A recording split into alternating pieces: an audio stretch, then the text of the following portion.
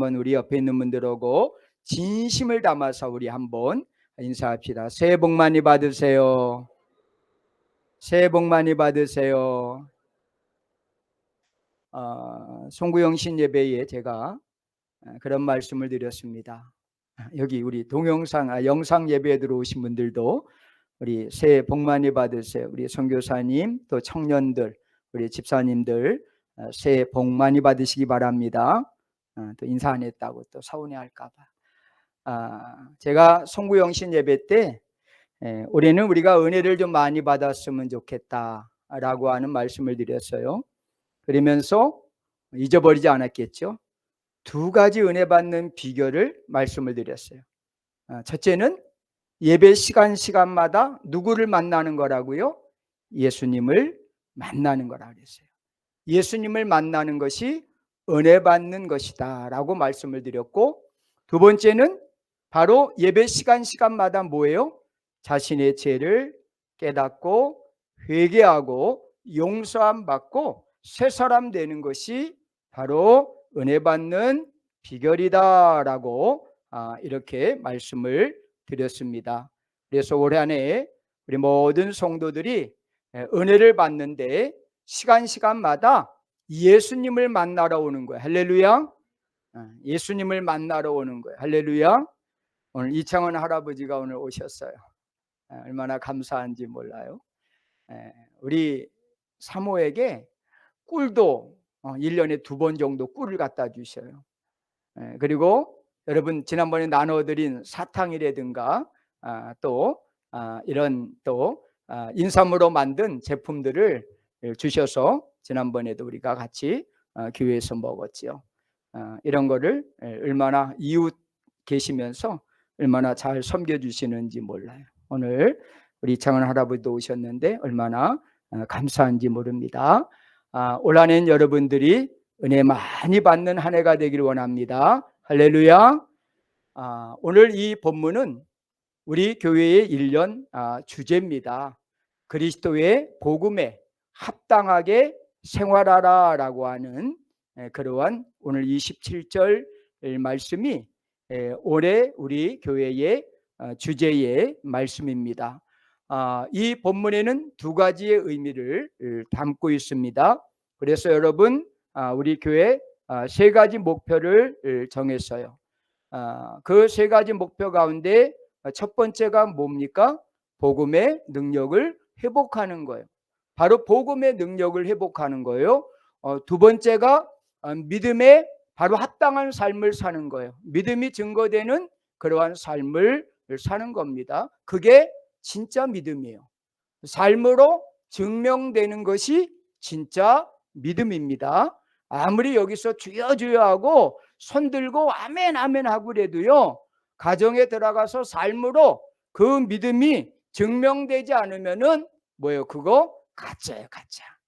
진짜와 가짜는 교회 안에 있지 않고요, 교회 밖에 나가면은, 가정에 가면은, 직장에 가면은 진짜와 가짜가 구별이 돼요. 구별이 됩니다. 그래서 오늘 이 본문에는 두 가지의 의미가 담겨져 있는 거예요. 바로 복음에 합당한 삶이라고 하는, 생활이라고 하는 것을 통해서 복음의 능력을 회복하는 것과 삶으로 우리의 믿음이 증명되는 것이다 라고 하는 그러한 두 가지의 의미가 담겨져 있습니다. 남자들 모이면 무슨 얘기할까요? 첫째, 군대 얘기. 둘째, 축구 운동 얘기. 그 남자들이 모이면은 이 두 가지 얘기를 한대. 여자들은 뭐 얘기하는지 모르겠어요. 제가 볼 땐 첫째, 여자들은 반찬 얘기. 그 다음에 두 번째, 어디 마트가 싼가? 그 얘기 할 것 같아요.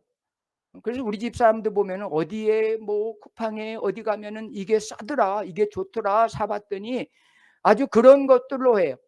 우리 사모님들 모이는 모임에 가면은 맨날 반찬 얘기만 한대. 반찬, 이게 맛있다, 저게 맛있다, 뭐 어떻게 만들었냐, 막 그런 얘기. 그리고 세 번째가 아마 여자들은 옷 얘기일 거예요. 옷, 입는 옷. 그래서 옷을 갖다가 막 사모님들이 갖고 와가지고 너 맞냐, 나 맞냐, 너 맞으면 너 입어라, 너 맞으면 너 입어라, 그러면서 맨날 한 보따리씩 옷을 얻어와요. 아직 살이 안 쪘다는 증거죠. 그래서 좋은 옷들을 많이 우리 사모가 가지고 오더라고요. 사모님들한테 얻어오더라고요. 남자들은 군대 얘기, 축구 얘기 빼면 남자들은 할 얘기가 없어. 모이면은. 목사님들은 무슨 얘기 할까요? 모이면은. 우리 친구 목사님들 모이면 무슨 얘기 할까요? 맨날 교회 얘기만 해요. 교회 얘기. 일주일 동안 뭐 했느냐고. 뭐 여러 가지 연말 정산도 하고 뭐 여러 가지 했지. 연말 결산도 하고 예산도 뽑고 뭐 이런 얘기하고 그런 얘기들을 해요. 제가 왜 이 말씀을 드리냐면은 오늘 이 빌립보서를 향한 이 사도 바울의 간절한 소원과 마음이 오늘 이 본문에 담겨져 있거든요. 그런데 이 빌립보 지역은 어떠한 지역이냐면은 이 로마에 살던 그러한 사람들 중에 특별히 군에 관계되어서 바로 군부대에서 군인으로 살았던 그러한 사람들이 은퇴하면은 어디로 가느냐 하면은 이 빌립보 지역으로 와요. 왜냐하면은 로마 황제가 군에서 수고하고 애쓴 사람들, 특별히 고위급의 그러한 군인들에게 이 빌립보 지역의 땅을 분배해 줍니다. 당신은 군대에서 오랜 기간 동안 전쟁터에서 수고하고 애썼으니까 그 보상으로 이 빌립보 지역에 있는 그러한 땅을 주는 거예요. 그리고 사람들을 붙여주는 거예요. 이 빌립보 지역에 벗어나면은 다 야만인들만 모여 있어요. 그러니까 그 사람들을 바로 종으로 쓸 수 있도록, 바로 노예를 쓸 수 있도록 그 사람들을 붙여주는 거죠. 그래서 이 빌립보 지역은 군에서 제대한 사람들이 모여 사는 곳입니다. 그러다 보니까 사도 바울이 모든 그러한 이 빌립보서에 나와 있는 용어들은 대부분 군사적인 용어나 군인에 대한 용어가 많습니다. 왜? 그곳에 가보니까 그 사람들이 쓰는 용어가 달라요. 일반인들하고 다른 거죠. 왜? 군 생활을 오래 하다가 나온 사람들은 바로 그 경직된 생활에 바로 어떻게 되어 있어요? 몸에 배어 있는 거죠. 그리고 군에서 쓰던 그러한 용어와 단어들이 그들이 익숙하게 되어 있는 거예요. 그러다 보니까 오늘 사도 바울이 빌립보 교회를 성도들을 향하여 그 지역에 있는 그러한 성도들을 향하여 오늘 이 말씀을 증거하면서 어떻게 보면은 군사적인 군인적인 그러한 용어를 쓰고 있다라고 하는 거예요. 그래서 대부분들이 이 빌립보서의 내용은 명령이에요. 명령. 그냥 그렇게 해주실래요? 그렇게 살아주실래요? 그렇게 한번 해보실래요? 이런 내용이 아니라 명령이에요. 생활하라, 가라, 오라 라고 하는 명령으로 이 빌립보서의 내용이 대부분 돼 있다라고 하는 사실입니다. 오늘 본문 27절도 바로 오직 너희는 그리스도의 복음에 합당하게 생활하라, 생활하라 라고 명령을 내리고 있다라고 하는 사실이에요.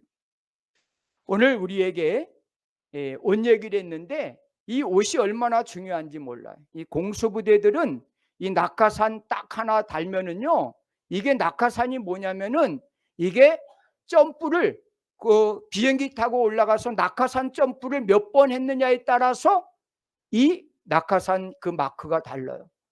저희 군 생활할 때도 이거 하나 달고 오면은 꼼짝 못했어요. 왜? 그만큼 무서운 사람이에요, 이 사람은. 해병대도 마찬가지잖아. 이 빨간 명찰 이게 얼마나 무서운지 몰라요. 네? 이렇게 사람들이 입고 있는 옷에 따라서 그 사람의 행동과 자세가 달라지는 거죠.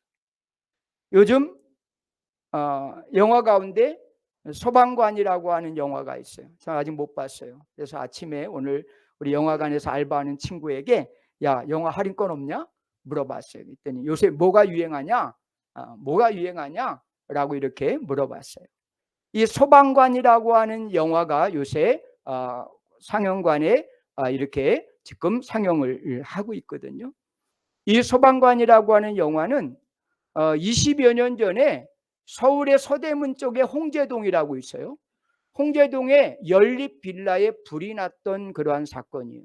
그런데 그 불로 말미암아 바로 그 연립이 무너지면서 소방관 6명이 바로 순직을 했어요.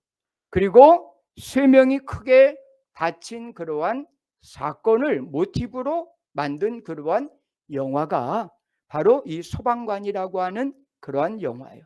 그러니까 실제 화되었던 그러한 영화를 사건을 각색해서 만든 것이 소방관이라고 하는 그러한 영화예요.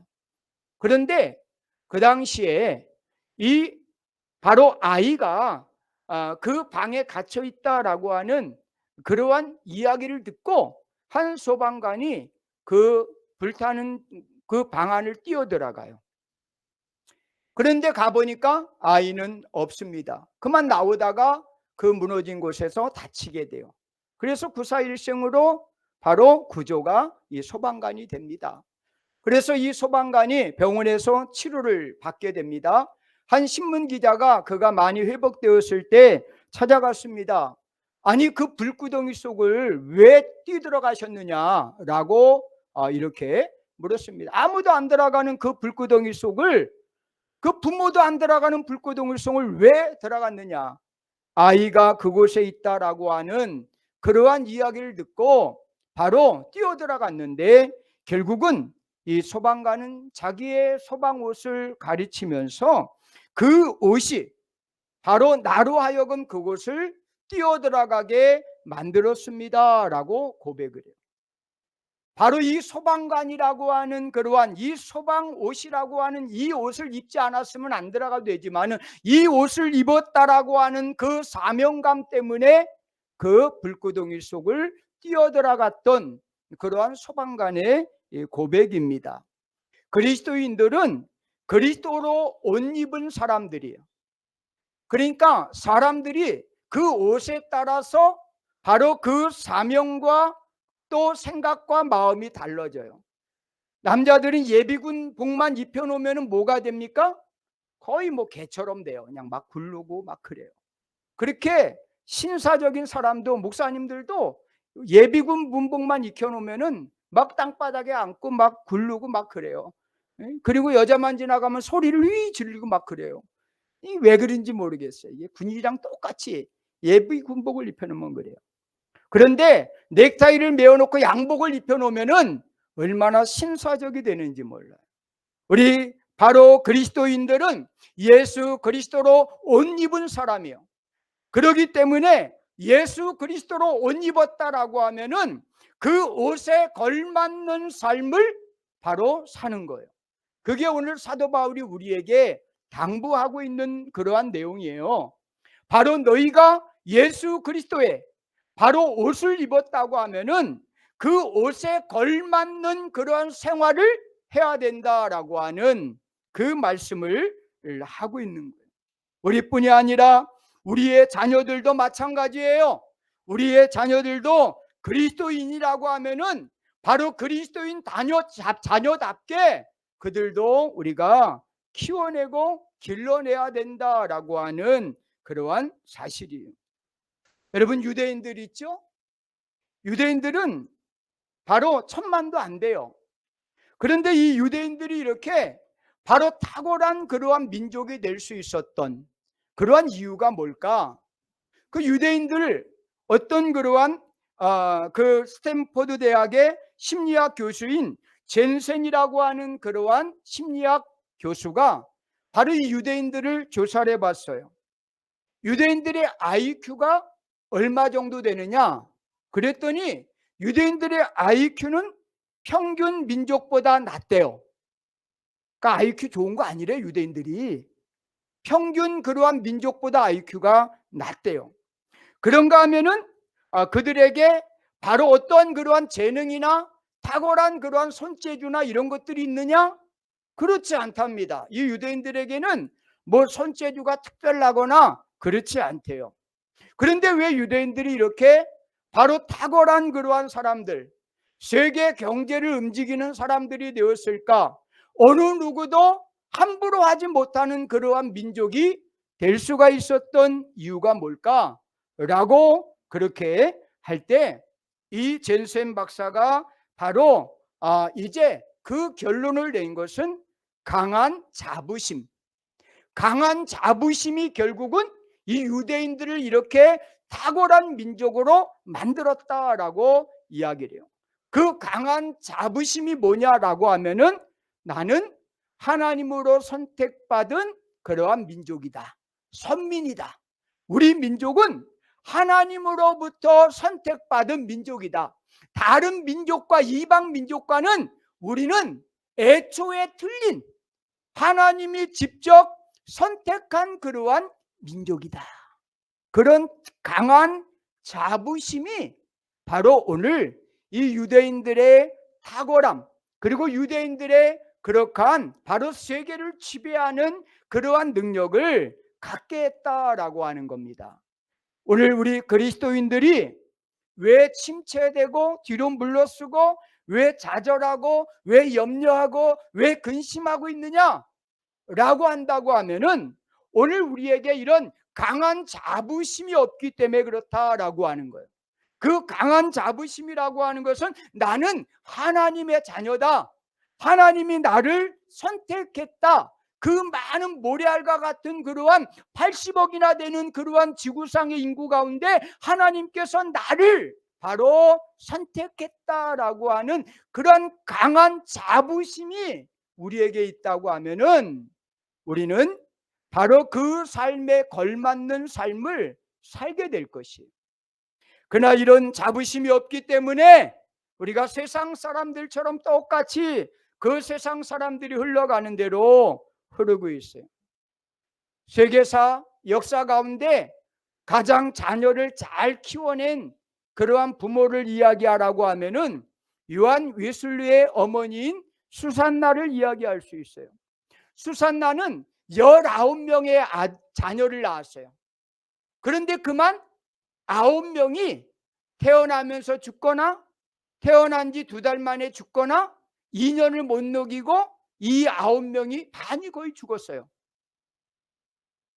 그렇다고 하면 여러분 얼마나 절망이 되겠습니까? 이 수산나는 나머지 10명의 바로 3명의 아들과 7명의 딸을 바로 이 9명을 잃고 나서 이 수산나는 깨달았어요. 이 10명을 얼마나 잘 키워야 되는지. 그래서 그는 신앙과 믿음으로 이 10명의 자녀를 키우기로 결정을 합니다. 그러면서 저녁마다 자녀를 10명을 다 모아놓습니다. 그리고 하루에 매일매일 3가지의 질문을 합니다. 첫째, 너희는 누구냐? 여러분 옆에 있는 분들하고 물어보세요. 당신은 누구십니까? 물어보세요. 당신은 누구십니까? 누구예요? 뭐라고 대답했어요? 나는 하나님의 자녀입니다. 여러분 당신은 누구십니까? 나는 하나님의 자녀입니다. 이 질문을 매일매일 이 10명의 자녀들에게 하는 거예요. 그리고 2번째 질문은 네가 지금 하고 있는 일이 뭐니? 네가 하고 있는 일이 뭐니? 예, 저는 하나님을 위해서 위대한 일을 하고 있습니다. 따라합시다. 저는 하나님을 위해서 위대한 일을 하고 있습니다. 집사님 뭐 하고 계세요? 권사님 뭐 하고 계세요? 나는 하나님을 위해서 위대한 일을 하고 있는 거예요. 여러분 지금 예배를 드리고 있는 이 자체가 뭐예요? 하나님을 위해서 위대한 일을 하고 있는 거예요.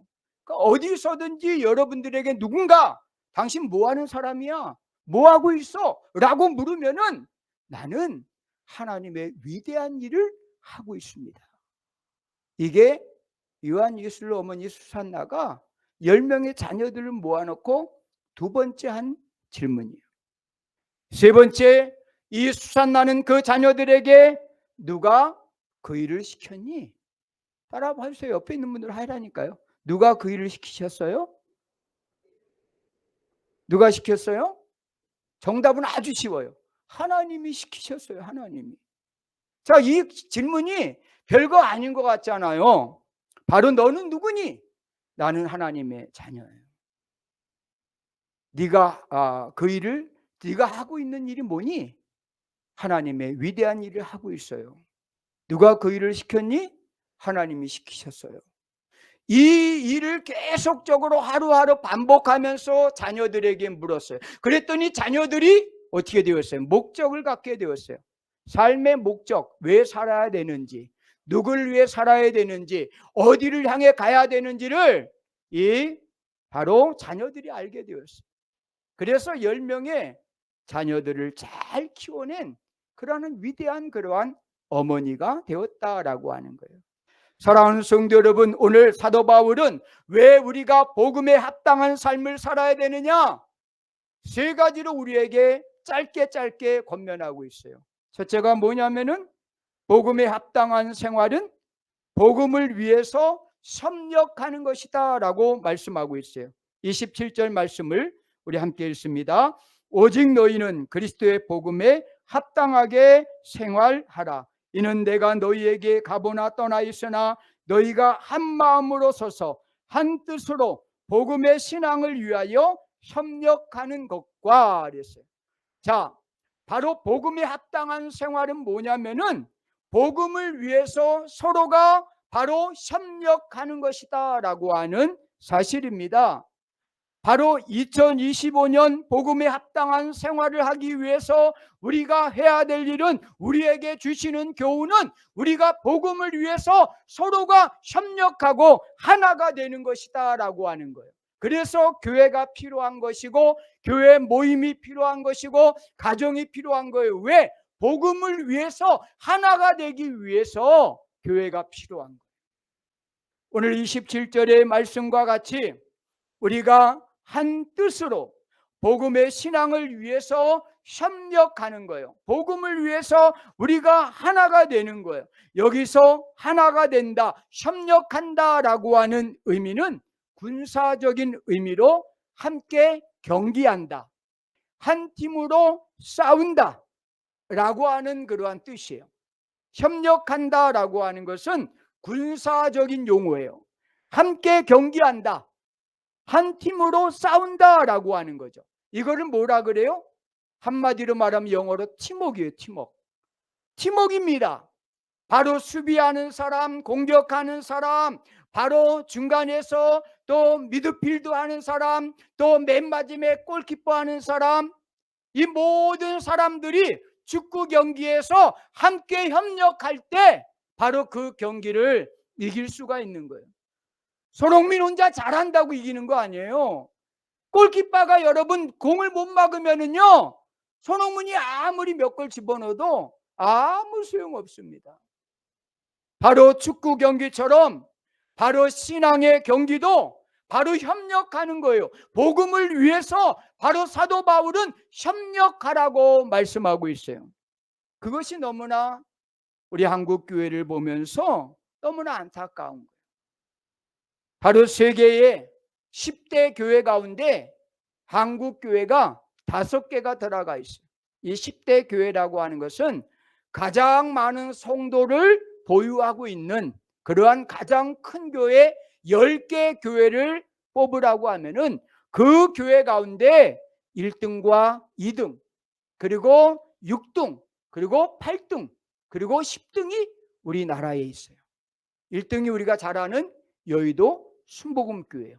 본인들은 65만이 된다고 이야기를 합니다. 이 65만은 바로 순복음 지교회들을 다 포함한 그러한 교회를 의미하고 있어요.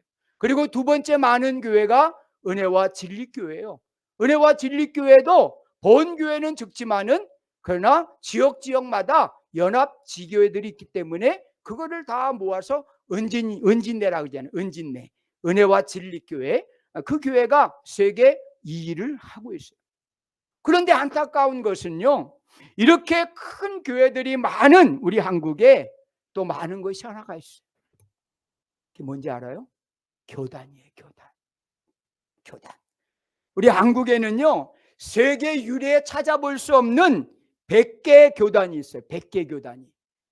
또 아울러서 예수님이 몇 명 있는지 알아요? 32명 있어요. 자신이 예수님이라고 하는 사람이 32명 있어요. 여기 안에도 내가 예수님이야, 이런 사람 있을 수도 있어요. 예? 여러분 생각해 보세요. 그렇게 위대한 하나님의 부흥과 역사를 한국교회에 주셨는데 한국교회가 교단이 100개, 예수님이라고 하는 사람이 32명, 이와 같은 일들이 벌어진 이유가 뭘까요? 한국교회가 하나 되지 못한 것을 보여주고 있는 거예요. 하나가 되지 못했어요, 한국교회가. 그러다 보니까 100개의 교단이라고 하는 그러한 교파가 생겨나게 되었던 것을 우리가 보게 됩니다. 우리 마을도 마찬가지예요.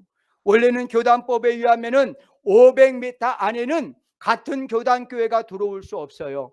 그러면 우리 마을에 여러분 중심을 딱 찍고 500m를 돌면 우리 마을 거리가 다 들어와요. 그럼 우리 마을 안에는 우리 교단교회는 못 들어와요. 근데 교회가 6개씩 있어요, 우리 마을에.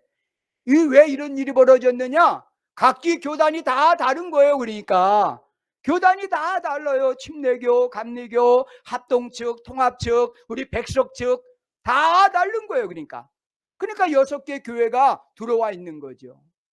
그러니까 세상 사람들이 볼 때는 아니 이 좋은 마을에, 조그만 마을에 무슨 교회가 6개씩이나 있나고, 자기네끼리 좀 하나가 되지, 이렇게 이야기할 수도, 눈에 보이는 걸로 이야기할 수 있어요.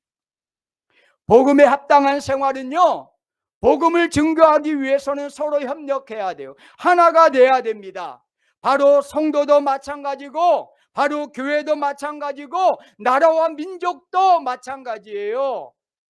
바로 이것이 하나가 되지 않으니까 바로 많은 교파가 생기고 이단들이 생겨나게 되고, 또 교회들이 세상들로부터, 많은 사람들로부터 지찬을 받게 되고, 또 바로 거기에 합당하지 않은 교역자들이 세워내고 가짜 선지자들이 등장하게 되고, 이런 이유가 뭐예요? 함께 우리가 협력하지 못하기 때문이다라고 하는 사실입니다. 바로 교회가 이렇게 바로 거룩함을 바로 상실하게 되면은 분열이 일어나게 되는 거예요. 바로 각기 다 바로 이분화되어 버리는 거예요.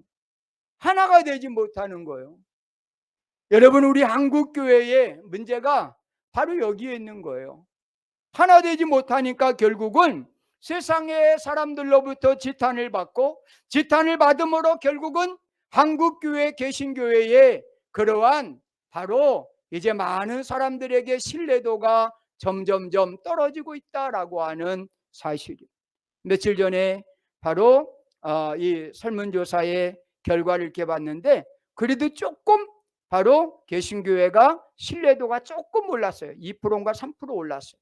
그러나 아직도 몰랐어요. 다른 종교에 비해서 우리 개신교회가 이렇게 자꾸만 신뢰도가 떨어지는 이유는 결국 하나 되지 못하기 때문이다라고 하는. 그래서 사도 바울은 복음을 증거하기 위해서는 너희가 한 마음이 되어야 된다, 한 뜻을 가져야 된다, 서로 협력해야 된다라고 하는 그러한 사실이. 그래서 올 한 해는 우리 모든 성도들이 복음을 전하는 일에는 협력해야 돼요. 할렐루야. 전도하는 사람만 전도하는 게 아니에요. 바로 전도하는 사람을 위해서 필요한 것들도 나눠야 되고, 또 전도할 사람에 대한 그러한 바로 여러 가지 정보도 공유를 하고, 이 사람 전도하려고 그러는데 내가 전도하기 너무 힘드네요. 전도대원들에게 정보를 알려주고 찾아가도록 하고 신방하도록 하고 함께 가서 독려하고, 내가 복음을 전하기 힘들면은 복음을 전할 수 있는 다른 사람들을 데려가서 함께 복음을 전하고 기도해주고, 또 병든 자 아픈 자가 있으면은 바로 찾아가서 내가 기도해 주겠다고 하면서 찾아가서 기도도 해주고, 바로 서로가 바로 복음을 위해서 협력할 때 하나님의 역사는 나타나게 되어 있는 것이다. 그래서 사도 바울은 복음을 위해서 너희가 서로 협력해야 된다, 한 목표와 한 뜻을 가지고 협력해야 된다라고 말씀을 하고 있어요. 두 번째, 복음에 합당한 두 번째 생활은 뭡니까? 오늘 본문 28절의 말씀을 보세요. 무엇이든지 대적자들 때문에 두려워하지 않은 일을 듣고자 함이라. 이것이 너희에게 멸망의 증거요 너희에게 구원의 증거니 이는 하나님께로부터 난 것이라 그랬어요. 28절 말씀에 보니까 복음에 합당한 생활은 대적자들을 두려워하지 않는 그러한 생활이다라고 28절에 말씀을 하고 있어요. 복음을 증거하려고 하면은 많은 대적자들이 등장을 합니다. 어떠한 대적자들이 등장합니까? 사단이 가장한 그러한 대적자들, 방해자들이 등장을 해요. 그래서 복음을 전하지 못하도록, 복음을 듣지 못하도록 합니다. 사도 바울에게는 엄청난 많은 대적자들이 있었어요. 그래서 그를 돌로 치기도 하고 감옥에 가두기도 하고 매질을 하기도 하고 바로 죽었다고 갖다가 성 밖에 버리기도 하고 바로 때로는 배가 파산되어서 죽을 고비를 넘기면서 바로 많은 대적자들을 이 사도 바울은 만나게 됩니다. 그러나 사도 바울은 오늘 바로 빌립보 교회를 향하여, 성도들을 향하여 너희가 복음에 합당한 생활을 하기 위해서는 대적자들에 대하여 두려워하지 말라라고 말씀을 하고 있어요. 우리의 인생의 올 한 해 동안 많은 우리의 신앙의 대적자들을 만날 거예요. 끊임없는 그러한 남편의 회유가 있을 거예요. 당신 이번 주 한 주만 빠지면 안 돼? 에? 이번 주 한 주만 빠지면 안 돼? 우리 가족을 위해서 한 주만 좀 결석을 해봐. 당신 진짜 나 사랑해? 나를 위해서 한 주만 빠져봐. 아주 기똥차게 우리를 유혹해요.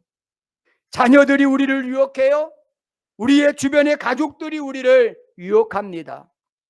바로 신앙과 믿음을 지킬 수 없도록 우리를 유혹하는 많은 세력들이 올 한해 우리에게 등장하게 될 것입니다. 그래서 여호수아에 보면은 여호수아 17장 18절에 보니까 그 산지도 내 것이 되리니 비록 살림이라도 내가 개척하라. 그 끝까지 내 것이 되리라. 가나안 사람이 비록 철번거를 가졌고 강할지라도 내가 능히 그를 쫓아내리라. 자, 바로 어떻게 보면은 그 산지를 하나님이 주시겠다는 거예요. 그런데 그 산지가 내 것이 될 것인데 장애물이 있을 것이다. 비록 철병거가 있을 것이고 그들이 강할 것이다. 그러나 그를 쫓아내리라. 하나님께서 바로 이 갈렙에게, 여호수아에게 말합니다. 바로 그 산지를 내가 내게 줄 것이다. 그런데 그냥 순수하게 줄 것이 아니라 바로 철병거가 있을 것이고 그들에게 바로 강력한 힘이 그들에게 있을 것이다 라고 말하고 있어요. 우리의 믿음은 여러분 그냥 이루어지는 거 아니에요. 바로 신앙의 성장은 그냥 가만히 있으면 되는 거 아니에요. 물에 여러분 가만히 있으면 어떻게 돼요? 바로 실려 내려가는 거예요. 여러분 가만히 있는다고 해서 여러분 믿음이 여러분 제자리를 지키고 바로 머물러 있을 것 같아요? 아니에요. 물속에 가만히 있으면 실려 내려가는 거예요. 그래서 어떻게 해야 됩니까? 바로 전진하려고 노력을 해야 돼요. 성장하려고 노력을 해야 돼요. 그런 대적들이 올 때 그것을 이겨내려고 영적 싸움을 해야 돼요. 철병거를 만날 때 그 철병거를 바로 이제 이길 수 있는 그러한 능력을 가져야 돼요. 아무리 강한 자라 할지라도 하나님의 도움에 팔을 붙들고 바로 강력하게 나갈 때 하나님께서 그 철병거를 하나님은 물러가게 하실 것이고 그 강한 힘도 하나님이 다 무너뜨려 주실 것이다 라고 말씀을 했어요. 그래서 하나님은 여호수아에게 강하고 담대하라. 내가 너와 함께 할 것이다. 바로 주리라 한 땅을 이 백성이 차지하리라 라고 여호수아 1장 6절에서 말씀하고 있어요. 강하고 담대하라. 바로 그러면은 바로 내가 너와 함께 할 것이다. 그냥 여러분 실려 내려가는 사람에게 하나님이 함께 하시는 것이 아니에요. 강하고 담대한 사람에게 하나님이 함께 해주시겠다라고 약속하고 말씀하고 있는 겁니다. 그래서 올 한 해는 우리가 바로 이런 대적들을 바로 영적으로 우리가 싸우고 물리쳐야 된다라고 하는 거예요. 마지막 세 번째, 복음에 합당한 생활은 뭐예요? 바로 고난도 감수하는 생활이다라고 말씀을 하고 있어요. 29절 말씀을 우리가 함께 읽습니다. 그리스도를 위하여 너희에게 은혜를 주신 것은 다만 그를 믿을 뿐 아니라 또한 그를 위하여 고난도 받게 하려 하심이라 그랬어요. 여러분, 올 한 해 우리에게 고난 올 수 있어요. 복음을 증거하고 복음에 합당한 생활을 하기 위해서 우리가 고난도 감수해야 된다라고 그랬어요. 이 고난이 오는 이유가 뭔지 아십니까? 고난이 오는 이유는 우리가 하나님의 자녀라고 하는 증거예요. 할렐루야. 고난이 오는 거는 하나님의 자녀이기 때문에 고난이 오는 거예요. 고난이 없는 사람은 이유가 하나예요. 바로 고난이 없는 이유는 바로 사단의 자녀이기 때문에 바로 고난이 없는 거예요. 왜 사단이 자기 사람에게 왜 고난을 주겠어요? 바로 사단이 고난을 주는 사람은 누구예요? 하나님의 자녀들에게 사단이 고난을 주는 거예요. 그러니까 우리가 고난이 올 때 나는 하나님의 자녀다, 이런 마음을 가져야 돼요.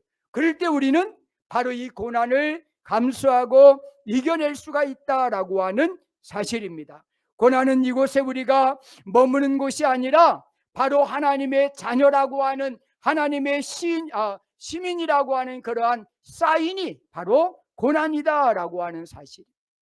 또 고난을 주는 또 하나의 이유는 뭔지 아십니까? 바로 책 가운데 믿는 자에게 현재의 고난은 변장된 축복이다 그랬어요. 이게 유종호 그 목사님이 크리스찬 서적에 낸 그런 책 제목이에요. 변장된 고난은 변장된 축복이다. 그러니까 하나님이 축복을 주실 때 그냥 주는 게 아니라 고난의 연단을 통해서 축복을 주신다라고 하는 사실입니다. 그러니까 하나님은 그 고난의 연단을 통해서 바로 정금이 되는 것처럼, 바로 불순물이 제거될 때 바로 가치 있는 정금이 24K의 정금이 되는 것처럼 하나님은 고난을 통해서, 연단을 통해서 우리에게 축복을 하나님은 주신다라고 하는 사실입니다. 그렇기 때문에 고난 앞에 물러서거나 고난 앞에 좌절하거나 고난 앞에 우리의 삶을 포기하면 안 돼요. 고난은 뭐라고요? 바로 하나님의 자녀라고 하는 증거. 고난은 뭐라고요? 변장된 하나님의 축복이다라고 하는 사실입니다. 그래서 우리는 고난이 와도 바로 고난을 잘 감수하고 말씀과 믿음으로 그 고난을 이겨내는 삶을 살아야 됩니다. 오늘 복음에 합당한 생활을 세 가지로 말씀을 드렸어요. 첫째는 바로 복음을 위해서 바로 한 뜻을 바로 위하서 서로 협력하는 것이다. 그게 복음의 바로 생활이다. 두 번째, 복음에 합당한 생활은 바로 대적자를 두려워하지 않는 것이다. 그리고 세 번째는 복음을 위해서 고난도 감수하는 것이다. 그것이 복음에 합당한 생활이다라고 하는 사실을 기억하면서 올 한 해 우리 모든 성도들이 복음에 합당한 생활을 할 수 있는 한 해가 되기를 간절히 축원합니다. 기도합니다. 사랑의 하나님, 감사합니다. 올 한 해 우리 교회 표와 같이 그리스도의 복음에 합당한 생활을 하라고 하는 사도 바울의 강력한 메시지를 우리의 마음에 새기면서 복음을 위해서 우리 서로가 협력하게 하시고 복음을 위해서 대적자를 물리치게 하시고 복음을 위해서 하나님 우리 모두가 한 마음으로 바로 고난도 감수할 수 있는 복된 한 해가 되게 하여 주시옵소서. 예수 그리스도의 이름으로 감사하며 기도하옵나이다. 아멘. 다 일어나시오.